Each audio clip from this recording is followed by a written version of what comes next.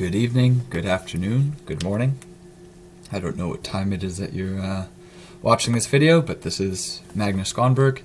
I'm a consultant and Master of Data Science candidate. I'm studying at CUNY SPS. It's an online-based program, and the project or the application you're about to see was done for the Knowledge and Visual Analytics course, DATA608, taught by Ferrari.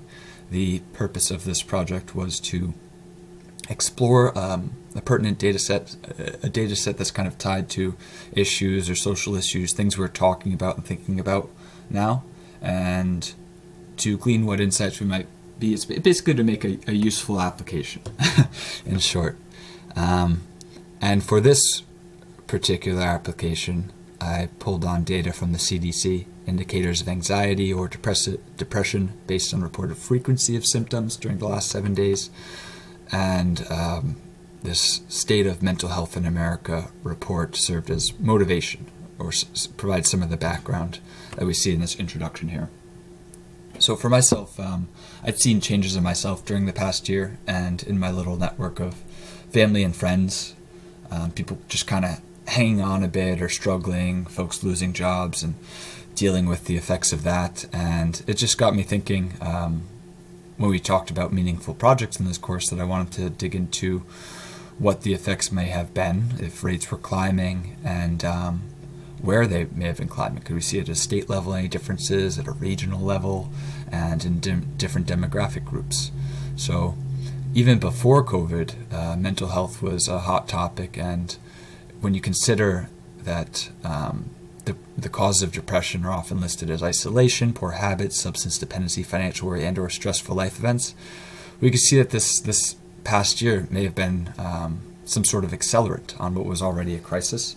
And not to spend too much time harping on the dark side of things, it was actually the motivation for this project came from the opposite, to highlight these areas that might need help, because then when you provide help, or to be able to provide help, you want to know where it's most in need, and that was what I hope to explore with this application.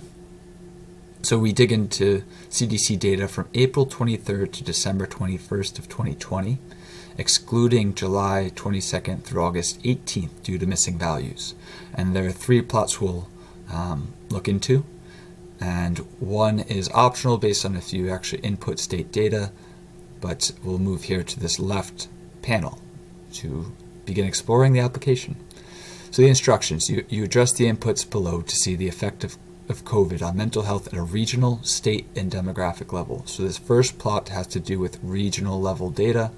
We'll scroll down to observe how it's interactive. So here you see Midwest states. This average rate was taken over that time period for each of these states. You see Illinois likely with the highest rate at 38.15, North Dakota with might be the lowest rate at 30.4. Then we could change regions and it will update, because this is an interactive app.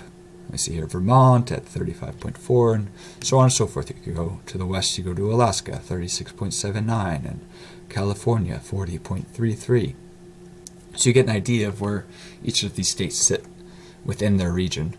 And then we could actually move to a state level. We have to provide it in a grammatically correct form, so fully written out state, like Connecticut. So then we scroll down to our second plot here. And you'll see if we plug nothing in, there will be no plot, and we just go to our third plot, and this will say improper entry. But if we'll go back to Connecticut, then our plot is provided.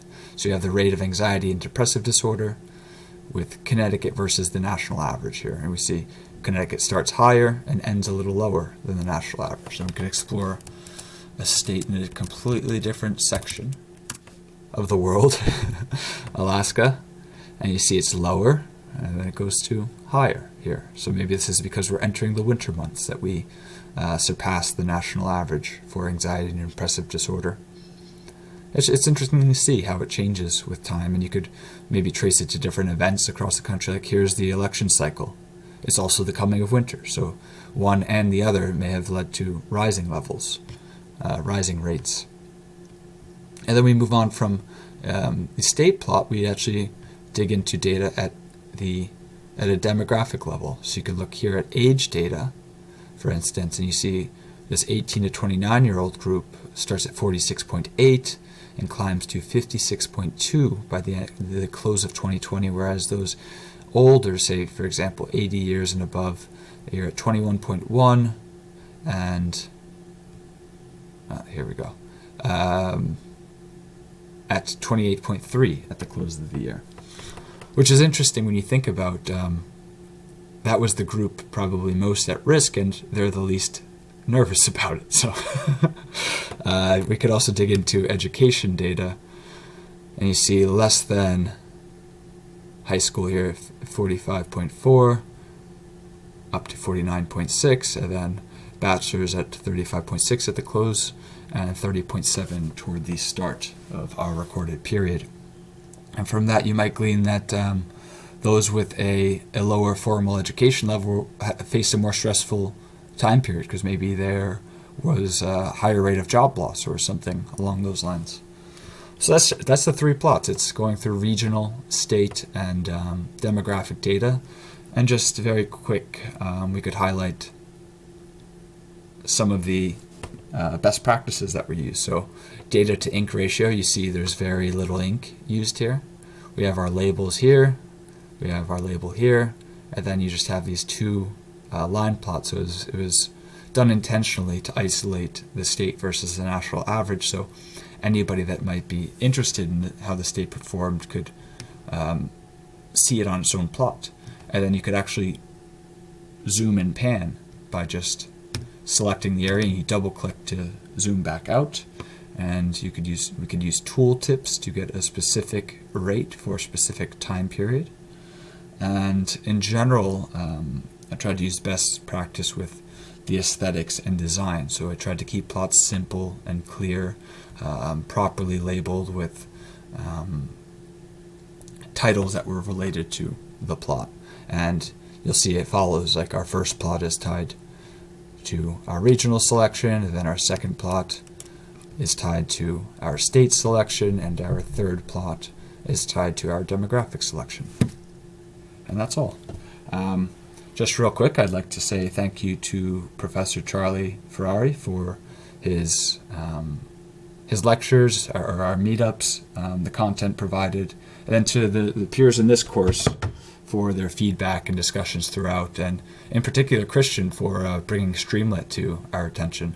So this app was built using Python and Streamlit, and it was super simple, clean, and effective, and was quite impressed. So thank you, and that's all, folks. I hope you have a great summer, and we'll be in touch.